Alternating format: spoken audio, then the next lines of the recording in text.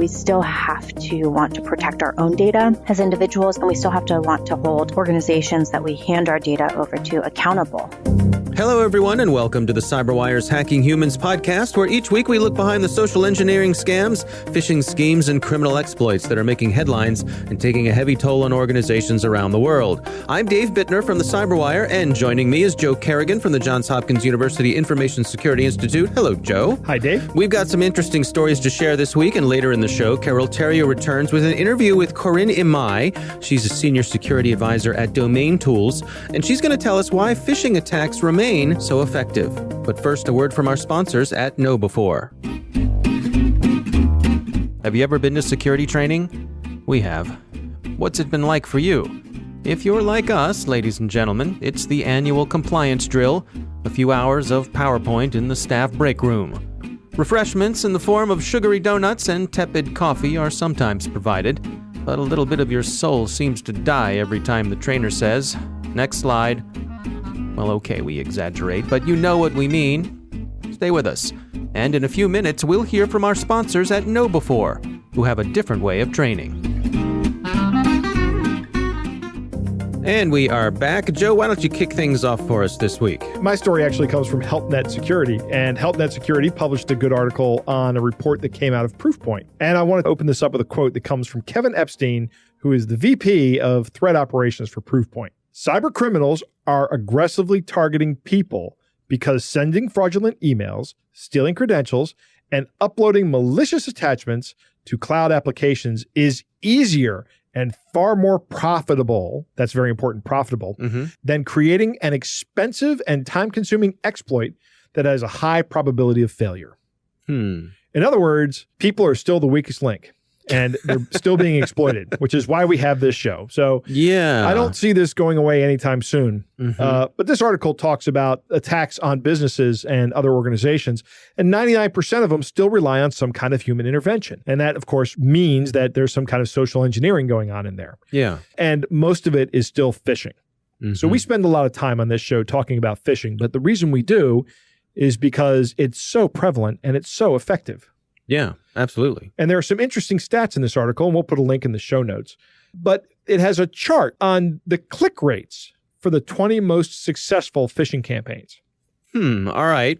So before you read them off, I have not seen this chart. All right. So let me guess. So what am I guessing here? It is how often people click. How often people click for a given campaign. Now, do you want some of the campaigns? Yeah, give me just give me one example. I'll do my best. I'm going to eliminate the number one. We'll talk about number one because I think it's an anomaly. Okay. It's called brain food. Okay. And it's also a botnet, but on the chart, the click rate is over 1.6 per message sent. Okay. So we'll eliminate that one. Okay. The next most popular one, you ready? Yeah. Is Blackboard. Blackboard phishing. Okay. Most effective, not popular. All right. Effective.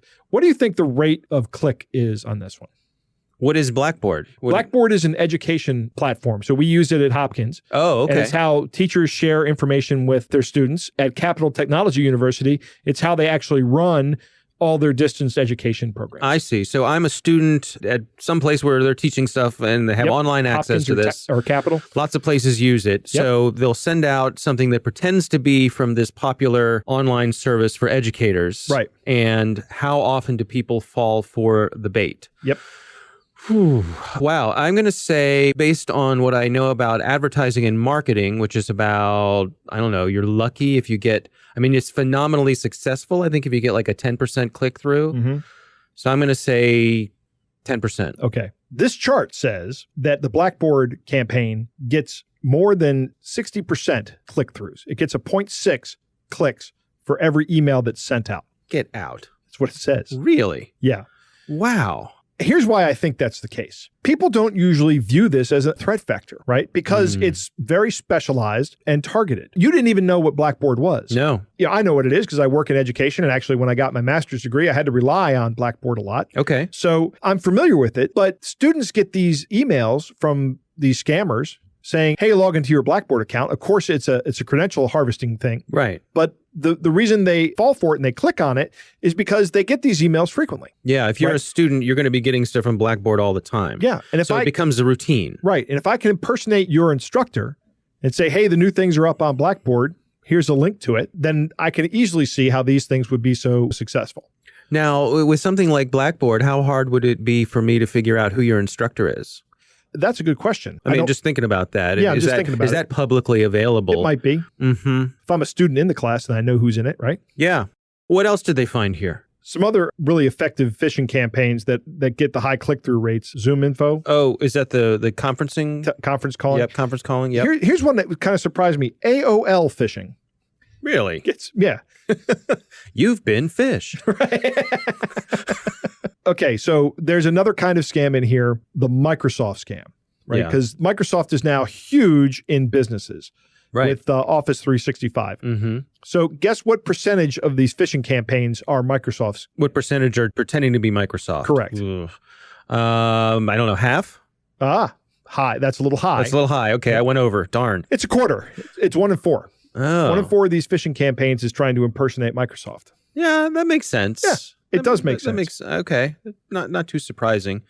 So here's something that's interesting in this report. The top malware families over the past 18 months have consistently included banking Trojans, information stealers, and remote access tools, and other non-destructive strains designed to remain there on the computer and continuously steal information. I would have expected ransomware to have been the most common threat vector here, right? Mm-hmm. But it's not. It's other types of things like remote access tools. They're building botnets and collecting information, it looks like. Yeah, I guess if I can get your banking information without you knowing, right, there's a potential for a big jackpot. Yep, absolutely. Yeah.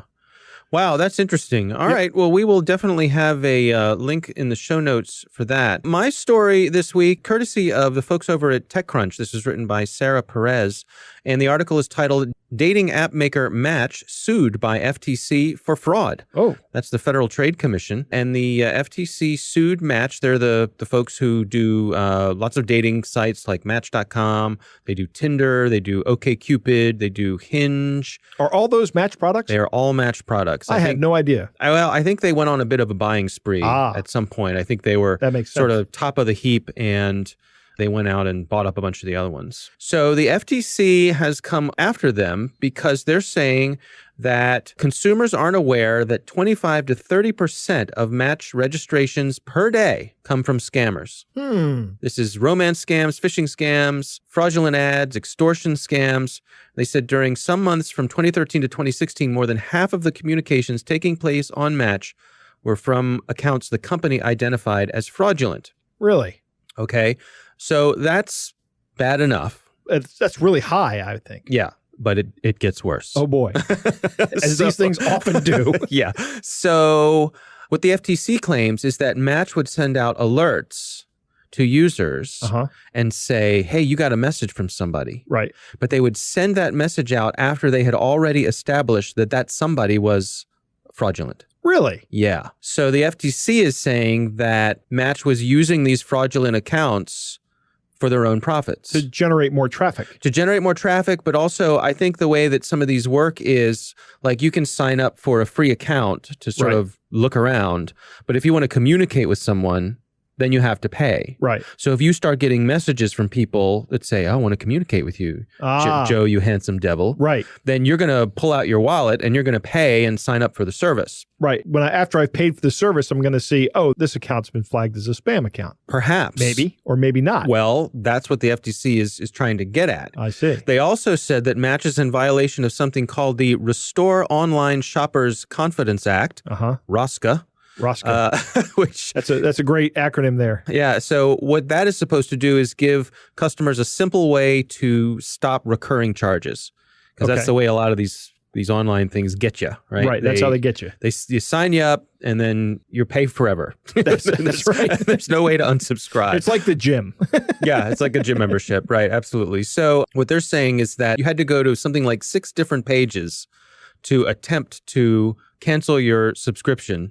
And even then, you wouldn't be sure that it had actually taken, that you'd actually done it. It sounds like it's easier just to cancel the credit card and get a new credit card. Yeah, right, exactly. Or use one of those temporary burner credit card numbers. Yeah. Those are great services if you can get one. So Match, of course, doesn't agree with any of this. They say that they're fighting fraud, and they say that they handle 96% of fraudulent accounts within a day. So they're fighting back, and they're saying there's nothing to this. So we'll see where it goes, see how it plays its way out in court.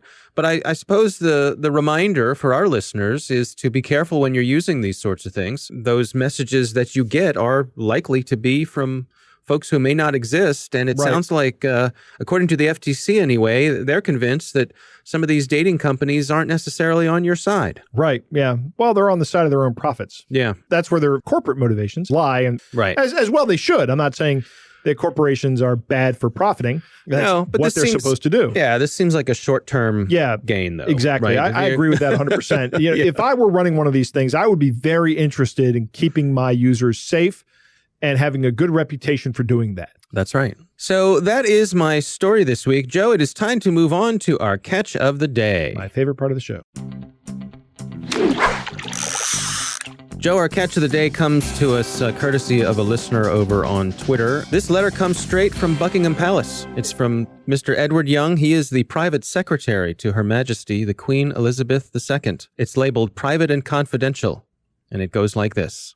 Dear Mr. Ridden, for the second time in the last 30 years, Her Majesty the Queen Elizabeth II appeals to a certain number of people to save Great Britain's economy.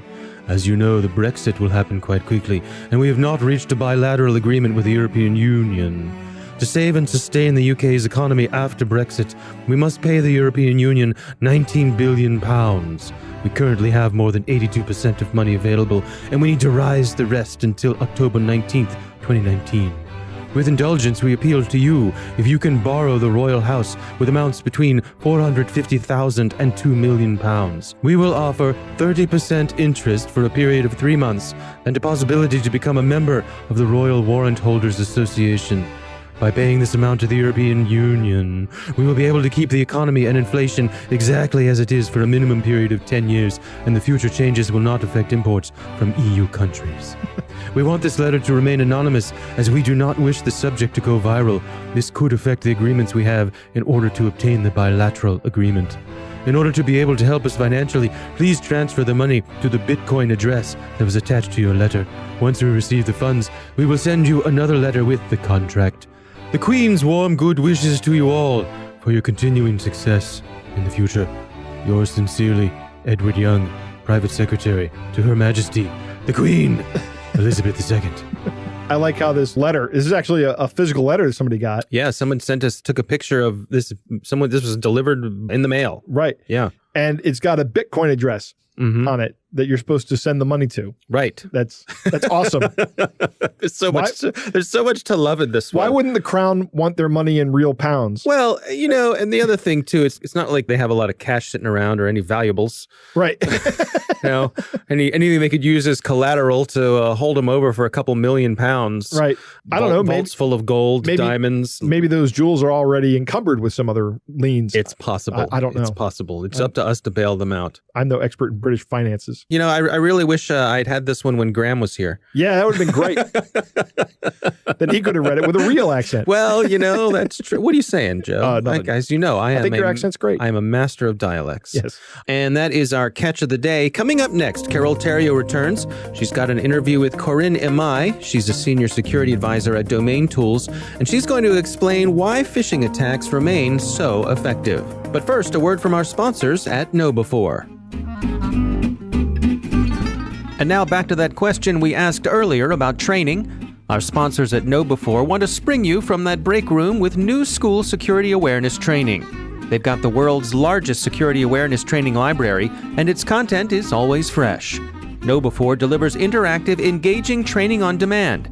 It's done through the browser and supplemented with frequent simulated social engineering attacks by email, phone, and text. Pick your categories to suit your business. Operate internationally? KnowBe4 delivers convincing, real-world, proven templates in 24 languages.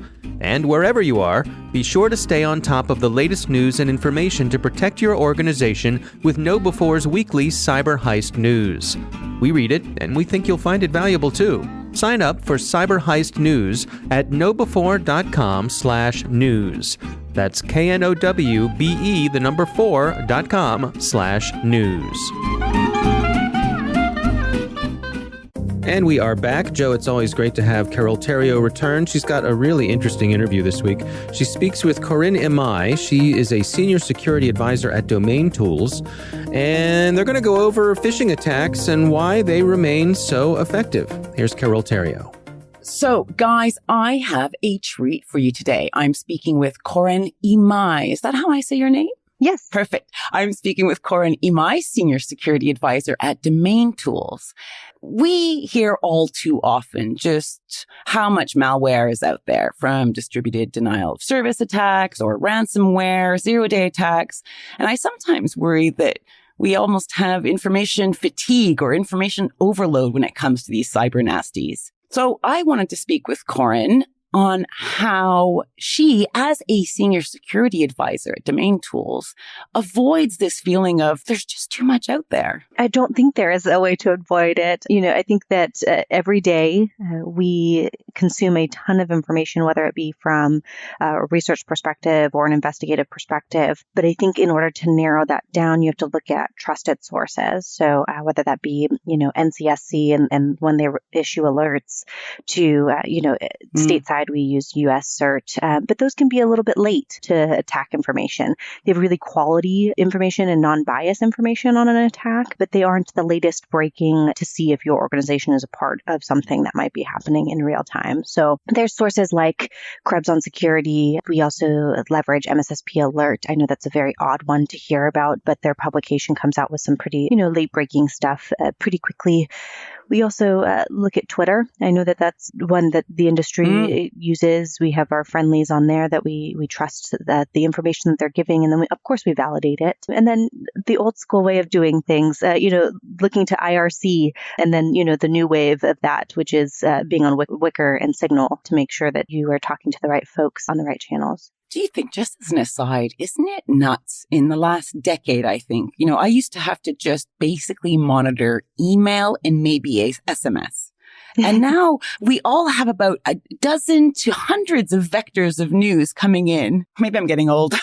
No, definitely not. Yeah, no, we have so many different avenues of consuming information, and it is wildly overwhelming. But yeah, just knowing where you can have trusted sources. And if you're new to the industry, right, trying to build those and reaching out to the right folks. And I think what we're seeing in the industry is this new wave of folks wanting to help, right? I think maybe 10 years ago or so, we were a very bullish group of folks that wanted to kind of keep our community and not allow new folks in. And I think what we're realizing is that as we become more welcoming, we actually are welcoming some really stellar security researchers as well as investigators and folks to the industry. Well, I'm very pleased about that, because the reason I asked you on the show is because I saw that you had conducted some research. And in this research, you said that you considered phishing to be the, quote, ultimate tool for hacking, unquote. And I hadn't ever heard anyone position phishing like this before. So I wondered if you could unpack that concept for me a little. Why is phishing an amazing tool for the malicious agents lurking in the perhaps darker corners of the internet? It has persisted over most of our careers in the industry, and it has become kind of the number one vector. I think it was Verizon in their Deep Data Breach Investigations report. So each year, Verizon puts out this report, and it's pretty comprehensive in terms of what they cover. This specific report, I think it was that they analyzed more than 4,100 security incidents, of which, 2,000 or more of those were actually confirmed breaches. So they were able to take kind of this in-depth look at attack vectors, leading into kind of more of that myopic look at how that happens. And I think that each year we see that phishing is the top threat actor. And for the confirmed breaches, I think it involved more than 30% of those were from phishing. And then more than 70% were the cyber espionage piece of that. So it's going to continue to kind of be the big plug that we have in the industry to protect against phishing attacks. So as I understand phishing, it seems to be mostly about trying to get personal information. And maybe you can tell us, why is my personal information so valuable to a bad agent? What do they get out of that? What can they do with my information, my private personal information? Yeah, absolutely. I think it depends on what their motivation is. So if they're looking to harvest data, it might just be able to collect and classify that data for later use, or it might just be that they are essentially hoarding data for the potential to say that they have a significant amount of data. So we see, nation states doing that a lot. Or if they're looking to leverage the specific data in nefarious things, they might be searching for key pieces like credentials to gain access to more systems or information. But is it ultimately about money? Is it to basically sell the information onwards or try to steal directly from the person whose information they've been able to get their hands on? It can be a whole slew of motivating factors. I think, yes, money is definitely the number one motivation in terms of attacks and how we look at those. But I think even past that, we're seeing a lot of organizations be breached and the PII, of their customers being exfiltrated over different avenues. And that being just for the collection. We're not seeing it automatically used like we did a few years ago in terms of that data then being flipped and sold on the black market. We're seeing kind of this hold pattern where a breach happens, all of this data is exfiltrated, and then there's no action of it or no action that we're seeing yet. So it just depends on what the motivating factor is. It depends on who those threat actors or those groups are and what their end goal is, which is very hard to predict. Sometimes I go to websites and maybe I know that I'm only going to be there one time and I give them bogus info or bogus PII info. God knows what they can get from the meta data that, they might be collecting from me. But from a point of view of putting in my name or an email address, I don't always put in the stuff that I use all the time, the addresses and, my full name. So I'm imagining I'm not alone in that. And so this information that a bad actor can grab can't be always clean. How do they clean that data to make it useful? It depends what they're looking for. So in data exfiltration, they might just be looking for one specific person's records. They might just be looking for high-value target records, but they also might just be looking at the masses to be able to plug credentials or information in and get something back. So if we're talking about PII, specifically first name, last name, potentially address, and NID, all of those pieces, the value of that is to be able to go and register other accounts or do fraudulent things with that information. So it doesn't matter if it's true or false. Eventually, what they'll be able to do is basically plug it into a system that will spit all of these variations out and match them. It becomes a game, right? Most of this is for the fun of it. And it's fun to hunt, but it's also fun to see kind of these in the wild. Not that I condone bad behavior, but it is interesting to kind of see how different actors or groups are unpacking these massive data sets that they're exfiltrating, right? Because you are correct. A lot of folks are registering things not with their true first and last name, or they're registering them with a bogus email account or those types of things. But what you'll start to see is they'll target organizations where you have to provide valid information. So we see this in a lot of the FSI or healthcare or those folks. Right. Because obviously, if I have to fill in a tax return or if I'm going to the hospital or getting insurance or all those places, the information they will have on me will probably be up to date and accurate because otherwise I won't get the service I need. So are these sectors being increasingly targeted, do you think, because the data is so valuable? Yeah, absolutely. We released some research in terms of HMRC and a phishing campaign that we were able to identify there. But yeah, anything like tax records, anything from the healthcare sector, anything from the financial sector in terms of your credit or how that runs is going to be really high value because it does have to be validated. But it always is going to be a high value target because the second they get a hold of that data, it is really hard, right? We're talking about, having to lock down your credit, freeze your credit, things like putting on fraud alerts, right? Things that majority of the population don't assume that that's the risk they're taking in sharing that PII. I rarely see it as the end user's fault, although they are the ones that pay the absolute biggest price if a third party or a company or like, for example, the Equifax breach a few years ago, all that information getting hoovered out, it's the individual that's hurt a lot by that because it's their social security number that's inflicted, as well as their home address, as well as their, contact information. Absolutely. I mean, we talk about this very often is where does the onus sit? Is that on the organization? Is that on the end user or consumer? Is that on the vendors in the industry to provide valuable and relatively well-priced tools that everyone has access to make it a safer internet? One of my former colleagues, John Pierce, said to me once, and this was at the beginning of my career, he said, you either participate in this world or you don't. And that really stuck with me, and it has until now. But I think helping folks understand that is the job of vendors and is the job of any of these organizations that are consuming this PII, right? There's a large educational piece that we could be doing a better job with.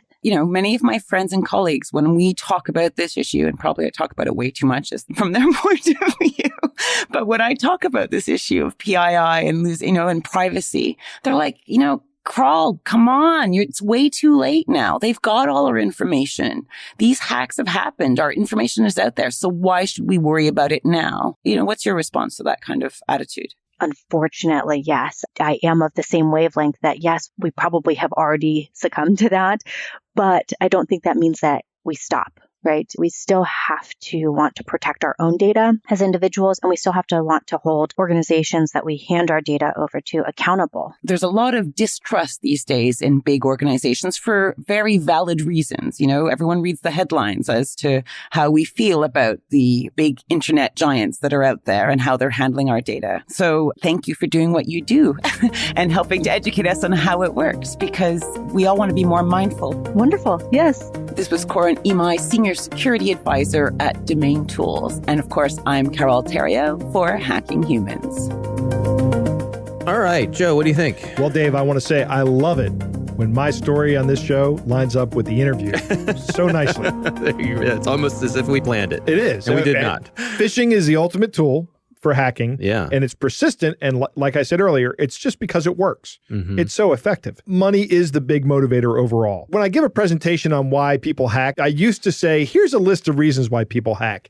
And now what I say is, I used to say this list of reasons, but now I just say money, right? Because it's so profitable for these guys to do it. Well, I mean, not really incredibly profitable. I mean, there's more in America, there are better ways to make money, but outside, there might not be. Yeah. Your data is valuable, no matter how innocuous you may think it is. Even if it's just a little piece of information, if these guys can automate the gathering of that information and then the organization of that information, which is relatively easy to do, then they can create a pretty valuable product that they can sell on a black market very quickly. Yeah, bundle it and right. Volume. Right.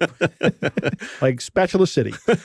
You remember Collection 1? I think it was Troy Hunt that uncovered that or publicized it. Right. But it was just a conglomeration of a huge number of previous breaches. And that had value. It was already known data, but the fact that somebody could have that much data in one place had value to other attackers. I like what Corin talks about here, that a lot of times it's used to create fraudulent accounts, right? So your information can be used to set up fraudulent accounts, and not just like bank accounts or credit card accounts, but like Facebook accounts, Twitter accounts. Pretending to be you. Right. Those are a lot easier to set up with fake credentials than a bank account is, and can be useful to these guys. I will say that Corin is right. Some of this stuff is fun, and that's okay. I don't have a problem with that. And I think that the work that she's doing is good work and important work. The one thing I thought was interesting was who is culpable for these data breaches. And I think that's something that needs to be looked at on a case-by-case basis. If you are a user of like a healthcare portal and your password to that healthcare portal is password, the vendor or your healthcare provider is not culpable for the loss of your healthcare data, in my opinion. You did not pick a strong enough password. Now, if, however, that same portal has a vulnerability that allows somebody to circumvent the authentication and just get in the back end, and then they take your data, then the healthcare provider would be culpable, I think. I really think it depends on every single case, and you have to look at it individually. Yeah, it's interesting. Do you think there's any culpability to the folks for letting you use a weak password? That's a good question. Yeah. Maybe. But, then we're like... then we're at the same thing with the lawnmower. The reason we have that handle on our lawnmower is so we can't pick up the lawnmower and mow our hedges with it, Yeah. because somebody did that and lost their fingers. Right. I don't know. I'm just thinking about a situation like, I don't know if you've ever had to deal with an auto insurance company where you get some damage to your car and they'll come to say, well, that quarter panel was previously scratched and we're not going to fix anything that had previous damage. Right. You know, those sorts of things. Yes. And I could just see him saying, well, yes, we had a major breach and we lost 100,000 people's data, but we went through and we found that your data was being protected by your weak password. Okay. So everyone else were going to compensate, but because you were using a weak password. No, in that case, I wouldn't think that would make the user culpable. Yeah. I think the manner of breach is the important part. I see. Circumventing the authentication and getting into the back end and dumping the database is a completely different attack than me going, Dave, username Dave, password. Yeah. It's like, will the insurance company pay me if someone breaks into my house when I left the front door open? They actually will, because it's still a crime. Right. Right. I think it's actually still breaking and entering. Yeah, probably. Or maybe it's just burglary. I mean, it's still burglary. Yeah. That much is certain, but I don't know if it's breaking and entering. And that is our podcast. We want to thank all of you for listening. And of course, we want to thank our sponsors, KnowBe4, whose new school security awareness training will help you keep your people on their toes with security at the top of their mind. Stay current about the state of social engineering by subscribing to their Cyber Heist news at knowbe4.com/news. Think of KnowBe4 for your security training. We want to thank the Johns Hopkins University Information Security Institute for their participation. You can learn more at isi.jhu.edu. The Hacking Humans podcast is proudly produced in Maryland at the startup studios of Data Tribe, where they're co-building the next generation of cybersecurity teams and technologies. Our coordinating producer is Jennifer Iben. Our editor is John Petrick. Executive editor is Peter Kilpie. I'm Dave Bittner. And I'm Joe Kerrigan. Thanks for listening.